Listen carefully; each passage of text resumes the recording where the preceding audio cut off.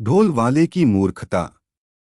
एक बार ढोलवादक बालमोहन और उसका बेटा बलराम नारायणपुर गांव के एक विवाह समारोह में गए।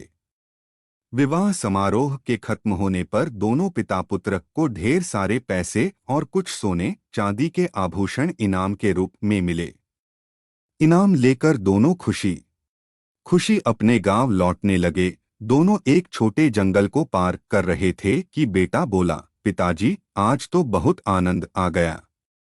आज तो मैंने जितना सोचा था उससे कई गुना ज्यादा कमाई हो गई। इस पर पिता ने कहा, खुश होकर कहा, बलराम, तुमने आज बहुत मन लगाकर ढोल बजाया था। यही कारण है कि आज समारोह में हम पर पैसे की वर्षा हुई है। जब दोनों जंगल के बीच रास्ते में पहुंचे तब बालमोहन के बेटे ने अचानक तेज आवाज में ढोल बजाना शुरू कर दिया। बालमोहन ने कहा, अरे बलराम, तुम अभी यह क्या कर रहे हो? तुम नहीं समझोगे पिताजी, आज मैं बहुत खुश हूँ। मेरी इच्छा बार बार जोर जोर से ढोल बजाने की हो रही है, लेकिन इतनी तेज आवाज में न बजाओ।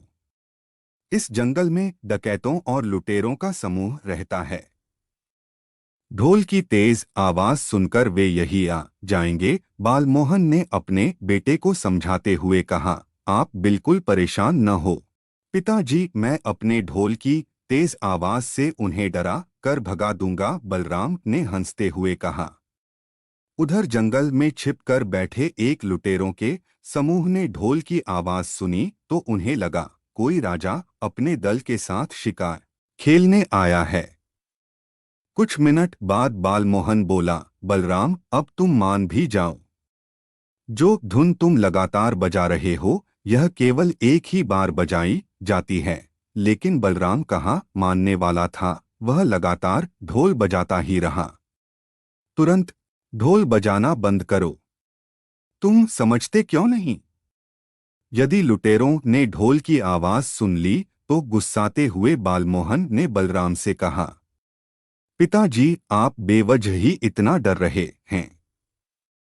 मैं अपने ढोल की प्रचंड ध्वनि से उन्हें इतना भयभीत कर दूंगा वह हमारी तरफ आने के बारे में सोचेंगे भी नहीं। ऐसा कहकर बलराम ने दोबारा ढोल बजाना शुरू कर दिया। उधर लुटेरों के समूह के सरदार को फिर ढोल की आवाज सुनाई दी। उसने आवाज सुनते ही अपने साथियों से कहा, साथियों, फिर वही धुन। इसका मतलब यहाँ कोई राजा शिकार खेलने नहीं आया। सरदार, मुझे तो लग रहा किसी ने नया नया ढोल बजाना सीखा है और खूब धन कमाकर किसी समारोह से वापस जा रहा है। समूह के एक सदस्य ने अपनी राय बताई, तुम ठीक कह रहे हो, चलो हम इस ढोलवादक पर धावा बोल देते हैं। लुटेरों के सरदार ने अपने साथियों को आदेश देते हुए कहा।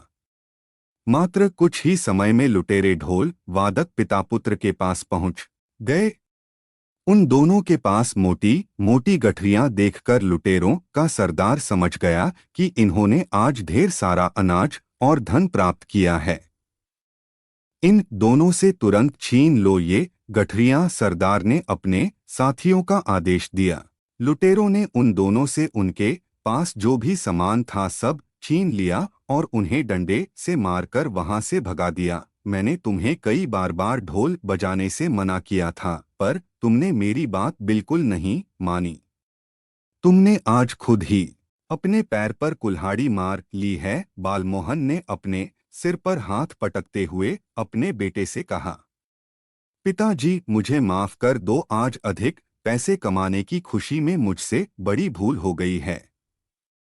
मैं समझ गया कि बड़ों का कहा न मानने का अंजाम हमेशा बुरा ही होता है।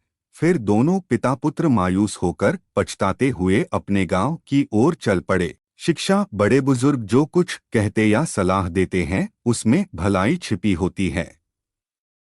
वे जो भी कहते हैं अपने अनुभव से कहते हैं।